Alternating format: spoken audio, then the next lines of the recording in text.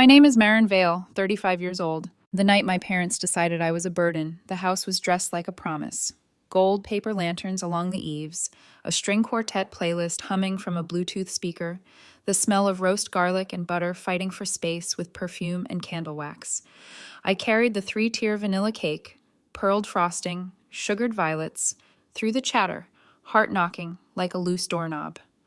When I set it on the oak table, my dad lifted his glass with a smile that didn't quite reach his eyes, cleared his throat, and said, in the precise, even tone he used when giving bad news at work, "Marin, you're a burden. We want to live without you." There was a beat where even the playlist seemed to swallow its own notes. My mother's face didn't move. Only her lashes fluttered once. A quick, private semaphore. Pamela sat to the left of the fireplace, one ankle perched on the other like a magazine ad, and sipped her wine. No protest. No little sister look of, "Can you believe this?" Just a knowing curl at the corner of her mouth, as if this verdict had been rehearsed without me. It was my mother's birthday. Boise suburb nights are usually soft. Even the crickets try to mind their manners. But inside, the silence scraped. Guests lowered their eyes to their plates. The neighbor from 2 houses down pretended to photograph the centerpiece and captured my face instead, awkward pity pressing in from every direction. I kept my hand on the cake server like it was part of me and set it down gently, as if the whole table might shatter if I moved too fast. "Understood," I said, and the word surprised me with its steadiness. I picked up my coat from the back of a chair, smiled at no one in particular, and walked out into the chilled Idaho dark. The air bit clean. The driveway gravel crunched in careful, measured responses to my steps. As I reached the street, a porch light flicked on at the Clark's place. Norman's silhouette turning, Alice's chatter paused mid-syllable. I didn't look back. I unlocked my car with a beep that felt obscene and drove to a hotel by the freeway where a neon sign promised quiet comfort like a joke. In the room, I lay on the stiff bed and watched the ceiling fan make the same loop over and over, moving nothing. The night arranged itself into chapters whether I wanted it to or not. Sweet Haven Bakery, the shop I built from nothing but a rented mixer, a second-hand oven, and a stubborn belief that sugar and heat could give a person a place in the world. Mornings with lines out the door for lemon tarts, the elderly couple who shared one chocolate eclair every Friday and argued lovingly over the last bite. Payroll spreadsheets at midnight, flour in my hair, a sense that my hands knew a language all their own. 3 years earlier, that world cracked. My mother's heart surgery arrived with a $60,000 bill and a gravity that pulled everything off its shelves. The bank circled our family home, sniffing at the $100,000 mortgage like wolves. My parents called late on a Tuesday. I can still hear the tremor in Dad's voice, the careful pauses in Mom's. "We don't know what else to do, Marin." I didn't think. I moved. I sold Sweet Haven for $90,000, signed the papers with a pen that felt too light for what it took, and sent the money in clean wires. Hospital, mortgage, a future bought with the past. The sale hurt like swallowing glass, but the decision felt simple. Family. I packed my studio apartment into brown boxes and a shaky Craigslist post, moved back into my parents' spare room to save money, and took a job behind the counter at a chain bakery across town. $15 an hour felt like a demotion and like safety at the same time. I set up automatic transfers, $2,000 on the 5th of every month, labeled utilities and mortgage. I cooked dinners, folded sheets, learned the language of leaky faucets. I was useful. I was visible.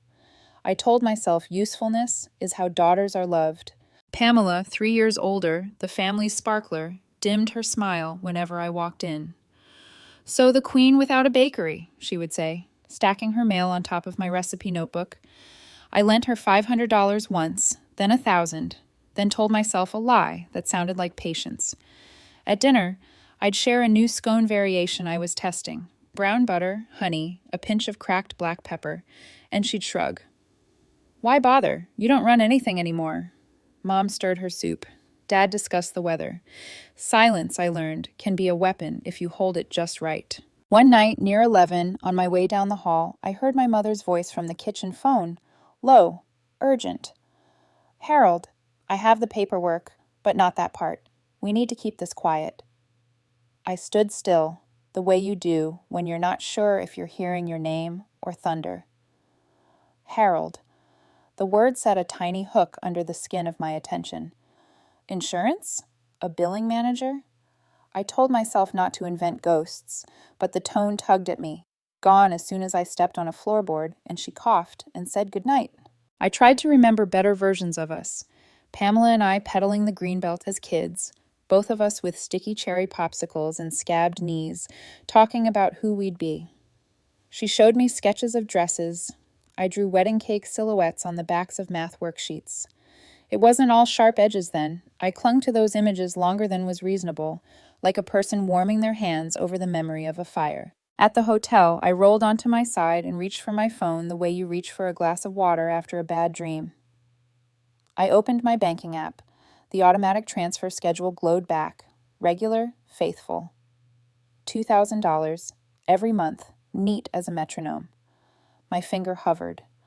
I thought of my father's face as he said the word burden, the shape of my mother's nod, the glint of Pamela's wineglass like a small blade. I canceled the payments. A breath left my body I didn't know I was holding. Relief came with nausea, like stepping off a boat. I imagined bills arriving in their ordinary, forgettable envelopes, and then becoming not ordinary at all. I closed the app and lay back down. The fan kept circling. Quiet comfort. By morning, the decision had weight. I didn't trust myself to be alone with it. I drove to Beverly's, my best friend since freshman orientation, when we bonded over getting lost in the same parking structure. Her North End apartment always smells like coffee and lemon cleaner, clean edges and warm corners. She opened the door before I knocked twice, took one look at my face, and let me fold into her living room like a collapsing chair. "Tell me," she said, pressing a mug into my hands. So I did. The party, the sentence, the cake uneaten, the guests' eyes like flashlights finding a raccoon, the way Pamela's smirk slid across the room like oil. Beverly listened like good nurses do, quiet, attentive, not pushing. When I told her about selling Sweet Haven, the monthly transfers, the utilities I'd paid while being called an imposition, her expression shifted from soft to fierce. "You're not their ATM," she said very gently, which made it land harder. "You're not wrong for setting a boundary. You're late." At work that afternoon, the chain bakery smelled like sugar and sanitizer. Roger, 36, fond of terrible puns, and exactly the right size cartons, stacked muffins next to me and gave me a sideways look. "You're quiet, Vale. Did somebody switch your espresso to decaf?" I laughed because my body remembered how. Then I told him, not all at once, but in pieces between customers and the ding of the door, the party, the years, the click of cancel. Roger didn't offer the kind of advice you give just to hear your own voice. He tamped espresso, slid a latte across the counter, and said, "You sold the thing you loved to keep them safe. That's not burden energy. That's backbone. They can't talk to you like that and still expect the deposit to hit. Stand." Stand. The word wedged itself under doubt like a wedge under a door. That night, back at Beverly's, I checked my phone more than once. No calls, no texts. It hurt, and it didn't. At the same time, like the ache that arrives after a tooth you've lived with too long is finally pulled.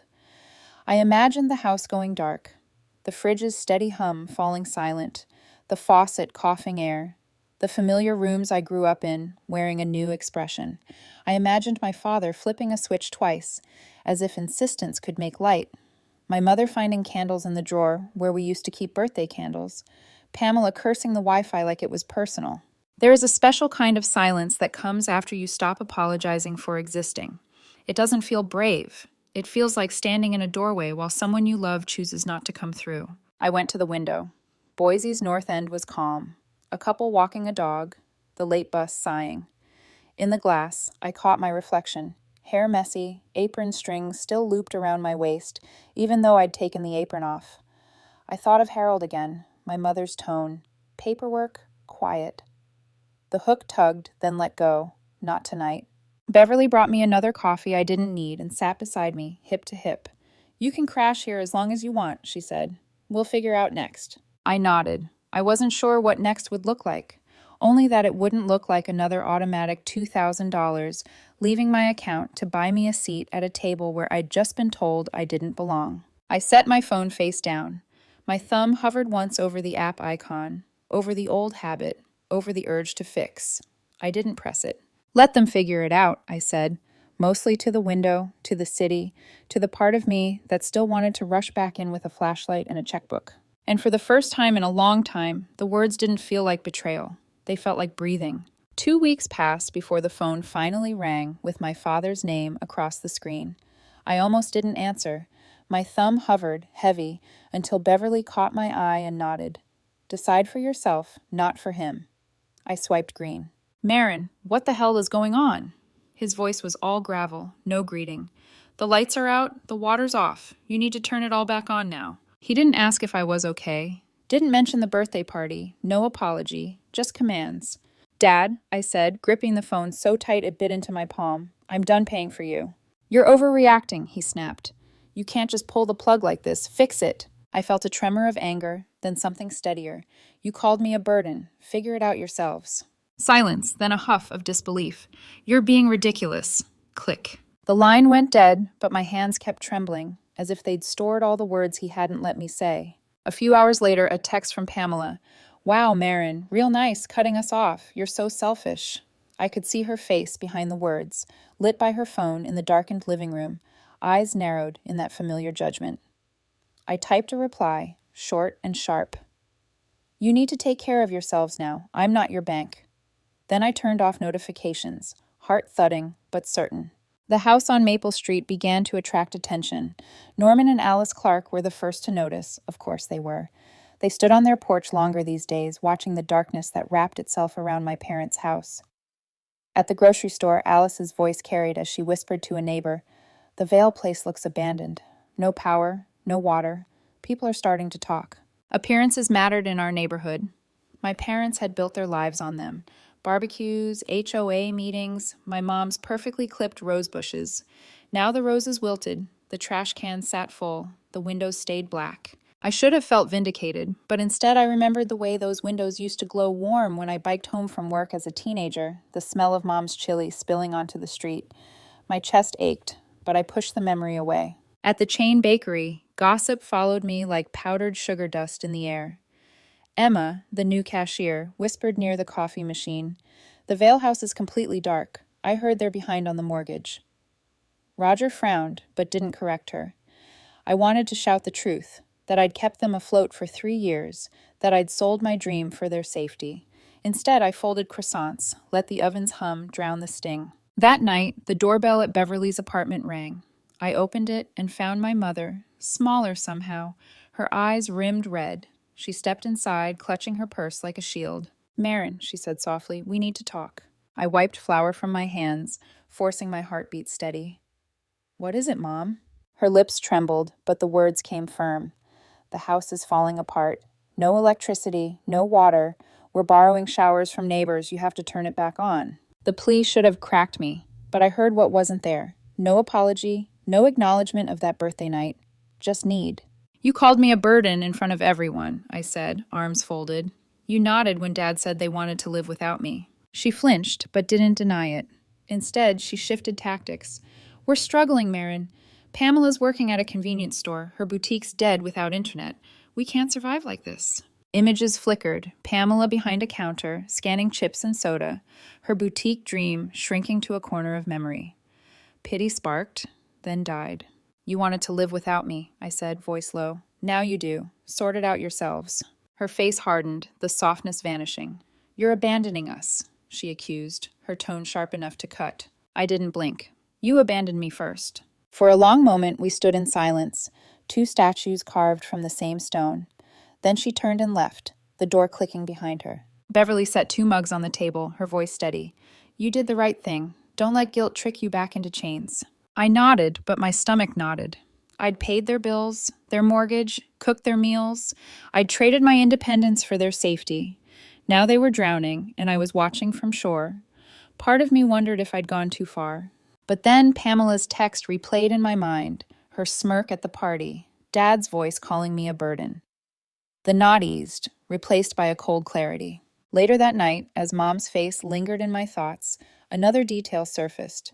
The slip of paper I'd seen sticking from her purse just for a second. A folded receipt. On the top corner, Caldwell Collections. The date 2 years ago. Amount $14,800. She'd tucked it away quickly when she noticed me looking. I stared at the memory until the lines blurred. Who was Caldwell? Why hadn't she mentioned it? Beverly noticed my silence. What's on your mind? I hesitated, then said it aloud. There was something in her purse. Caldwell Collections. Do you know that name? Beverly frowned. It rings a bell, but not in a good way. The unease settled heavy in my chest. My parents' betrayal had one face. Maybe there was another I hadn't seen yet. Pamela struck next, and she didn't use the front door. She used Facebook. One morning at Beverly's, I scrolled past a post that made my stomach plummet. Pamela had written in the Boise Community Hub group, "Our sister Marin Vale abandoned us. She cut off the bills, left us without power or water, some daughter." Her words twisted the knife, painting herself the victim and me the villain. The comments came quick and sharp. Neighbors I'd baked birthday cakes for, people who'd praised my lemon tarts at block parties. How could she? Family comes first. So selfish. I wanted to reply with the truth, that I'd sold my bakery, wired thousands every month, carried them until I broke. But my finger hovered over the comment box and then pulled away. Fighting mud with mud only makes you filthy. Still, the sting lingered. At the chain bakery, I felt it in the air. Conversations quieted when I walked past. Customers who once smiled now avoided my eyes. Even Roger seemed more cautious, though his kindness never wavered. One afternoon, as he tamped espresso, I overheard Emma whisper, "She left them high and dry. Can you imagine?" I gripped the tray of scones harder than I meant to. The oven's hum was the only thing steady in the room. That evening, the storm came to my door. Pamela herself. She pounded until the frame rattled. Beverly opened it reluctantly. Pamela's eyes burned as she stormed inside. "You're destroying us," she snapped. "Your little stunt killed my boutique. No internet, no sales. I'm stuck at a gas station because of you." Her words were venom, each one sharp. I stood, spine straight, heart pounding, but voice calm. "You called me selfish, Pamela. You smirked at Mom's party when they called me a burden. I paid your bills, $2,000 a month, for years. You never once said thank you." Her jaw tightened. "You owe us, Marin. We're family." I stepped closer, not flinching. "Family doesn't smear each other online. You posted lies to make me the villain. But you're the one who failed. I'm done being your scapegoat." Her face flickered. Anger, shame, something else she masked quickly. But in her fury, she slipped. "Caldwell's already breathing down our necks, and you—" She froze, realizing what she'd said. Her eyes darted to me, then away. "Who's Caldwell?" I pressed. "Forget it," she muttered, spinning on her heel. Beverly blocked the doorway, arms crossed. "You need to leave," Beverly said, firm as stone. Pamela glared at me one last time, then stormed out, heels echoing down the hall. When the door shut, silence swelled in the apartment. My pulse thundered. "Caldwell," I whispered. Beverly's brow furrowed. "That's the name you saw in your mom's purse, isn't it?" I nodded, a chill running through me. Pieces were starting to line up, jagged and wrong. The next day, I scrolled the team HOA thread. Nosy Norman had posted a blurry photo of my father standing on the curb with a gray-haired man. The caption, "Harold Caldwell spotted outside Vale House." My throat tightened. The name again, always on the edges. What had my parents entangled themselves in? I hadn't driven down Maple Street in weeks, but when I finally did, the sight hollowed me. The house I grew up in was a husk. A foreclosure sign jutted from the lawn like a scar. The windows were boarded, the grass knee-high and brittle. The roses Mom once fussed over, clipping, watering, arranging, were brown stalks bending in the wind. The house wasn't ours anymore. Neighbors slowed their cars to look, whispering as they passed. The Vale family home, once a symbol of stability, now stood as a cautionary tale, and behind it, the shadow of Caldwell, whoever he truly was, stretched long. Through Beverly, I learned they'd moved into a rundown apartment complex on the city's edge. Cracked sidewalks, peeling paint, a faint smell of mildew. A far cry from the curated comfort of Maple Street. I sat in my car outside the complex one night, hands gripping the wheel. Through a lit window, I caught glimpses. Dad hunched over a folding table, shoulders sagging. Mom staring out, face pale in the glow of a cheap lamp. Pamela pacing, phone pressed to her ear. Even from here, her gestures were sharp, impatient. I thought of knocking, of walking up the stairs, telling them I'd seen enough, that I knew they were hiding something. Instead, I drove away. Back in the North End, life pulled me forward. I toured a small storefront with Roger, big windows, tiled floor, a counter just waiting for trays of pastries. Beverly showed up with paint swatches, her excitement contagious. "You can build again," she said, running a hand along the empty shelves. "This time for you, not for them." Her faith steadied me. Roger's too. He offered to co-sign the loan, told me I wasn't crazy for wanting to try again. His quiet certainty warmed me more than I admitted. Still, the past wouldn't unclench its grip. One late night, sorting through a box of old notebooks, I found a photo of Pamela and me as kids. Two girls on bikes, bandanas tied crookedly, grins wide. My chest ached at the memory. That version of her felt lost, swallowed by years of resentment. I tucked the photo into my wallet anyway, unwilling to let it vanish completely. But unease kept circling. As I locked the empty shop after a planning session, the street was quiet. Too quiet. Then I saw it, a sedan idling across from the storefront. Its headlights were off, but the engine purred low. I couldn't see the driver's face, only the glow of a cigarette ember. The license plate caught the streetlight just enough. CLO. Caldwell. My breath froze. The sedan lingered, then eased away, taillights fading into the dark. I stood there, keys clutched tight, the chill sinking deeper than the autumn air. Whatever secrets my family had tangled with, they weren't finished reaching for me. The day of my bakery's grand opening felt like the first sunrise after a long storm. By 7 a.m., a line already curled down the block. The smell of cinnamon rolls and honey scones spilled onto the street. Sunlight streamed through the tall front windows, catching the fairy lights Beverly had strung across the counter. Roger carried in crates of fresh coffee beans, grinning as he announced, "First customer gets the first scone. On me." Laughter, chatter, the clink of mugs. It felt like breath-filling lungs that had been empty for years. Customers I hadn't seen since Sweet Haven's heyday stepped inside, their smiles tentative at first, then genuine as they bit into pastries. For once, whispers weren't against me. They were curiosity, praise. I was wiping flour from my apron when the bell over the door chimed again. My mother stood there. Her hair, once perfectly styled, hung limp. Her clothes sagged, as if borrowed from another woman. She looked smaller, older, and when her eyes found mine, they didn't hold judgment. They held exhaustion. The room quieted. She stepped forward, clutching her purse like a lifeline. "Marin," she said softly, "can we talk?" Beverly glanced at me from behind the counter, ready to intervene, but I nodded. Mom and I stepped into a quieter corner near the window. Her voice trembled at first, then steadied. "There's something you need to know. About the money. About Caldwell." The name tightened my chest. She inhaled sharply. "When you sold Sweet Haven, the $90,000, most of it did go to the hospital and the mortgage, but..." Her eyes dropped. "Some of it cleared a debt Pamela racked up with a supplier, $14,000. She thought her boutique would launch big. Your father signed off on it, convinced she'd pay it back.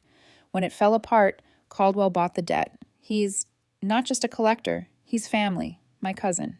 The words landed like stones. My sacrifice hadn't only saved their house and her heart. It had patched over Pamela's recklessness and Dad's complicity, and they'd hidden it from me, letting me believe every cent had gone to survival. I clenched my fists, nails biting my palms. "So you lied, for years." Her eyes welled. "We thought, if you knew, you'd resent Pamela. We wanted to protect the family." But then Caldwell kept pressing. "Before my birthday, he came by. He said if we didn't get him another payment, he'd take legal action. Your father was furious, and then he said those words at the party. He didn't mean it. He was cornered. And I..." She broke off, tears sliding down. I stared at her, every muscle taut. "You let me sell my dream. You took my money, called me a burden, and you're telling me it was all because you were scared of your cousin?" She reached for my hand. "We were wrong. I was wrong. I'm not asking you to pay. Just, please, don't cut us out completely. We're still family." Family. The word cracked against me like glass. I pulled my hand back slowly. Family tells the truth. Family doesn't let one daughter drown while calling her selfish for swimming. Her lips trembled, but she nodded, as if she knew she deserved the blow. I sighed, grabbed a fresh loaf of bread from the counter, and pressed it into her hands. "Take this. It's all I can give right now. No money, no lies. If you want to talk again, be honest. She looked at the bread like it was heavier than gold. Her shoulders sagged, but her eyes, for the first time in years, held something like regret. At the door, she turned back once. Her voice was quiet, almost lost under the hum of customers. Harold Caldwell was my cousin. We thought family would be kinder. Then she was gone. The bell jingled, chatter rose again, and flour dust floated in the air like snow. But her words echoed, cold and sharp. Family. Always the word, always the wound. Weeks slipped by, marked not by silence this time, but by the steady rhythm of the oven, the scrape of cash drawers, and the soft murmur of customers who no longer looked at me like a scandal. The bakery lived. More than that, it thrived. Roger stopped in every morning, pretending he needed caffeine, but really just checking I hadn't drowned in paperwork. Beverly decorated the front with planters of daisies and a chalkboard sign that read, Vale's Bakehouse, fresh starts served daily. But shadows clung at the edges. Through neighbors and whispers, I learned pieces of my family's new life. Dad mowing lawns, fixing fences, taking cash jobs he once would have sneered at. His shoulders hunched, his pride thinned. Mom no longer attended her charity lunches, the ones she'd boasted about. Pamela worked late shifts at a gas station, her boutique dreams reduced to folded sketches in a drawer. One evening, as I wiped down the counter, my phone buzzed. A text from Pamela. Check your email. I opened it. Marin, she wrote. I was wrong. I shouldn't have posted those things, shouldn't have said those words. We were desperate. I lashed out. I hope you can forgive me. Careful sentences, measured tone. It didn't feel like her voice. It felt like damage control. I closed the email without replying, my chest heavy. Words were easy. Actions were harder. Still, the photo of us as kids on bikes stayed in my wallet, frayed at the edges. Some part of me refused to throw it away. Then, slowly, something shifted. A week later, Pamela came by the bakery, not storming, not shouting, just quiet. She ordered a coffee, slid a wrinkled envelope across the counter. Inside, $40. It's small, she murmured, eyes avoiding mine. But it's the first I've ever paid back.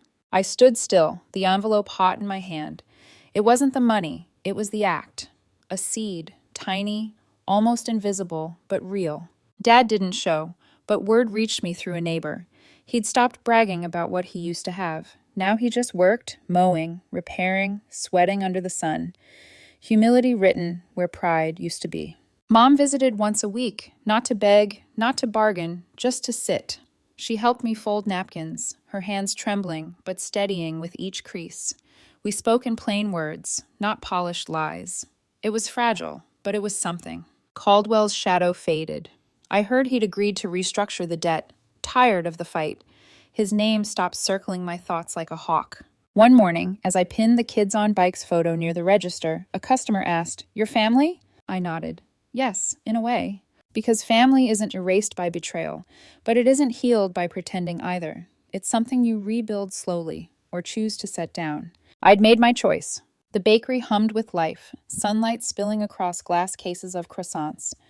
Roger leaned on the counter, Beverly refilled the flower pots, and I breathed in the warm, sweet air of my own making. For the first time in years, I wasn't carrying anyone else's weight, just my own, and it was enough. If you're listening, if you're holding too much for people who call you a burden, hear this.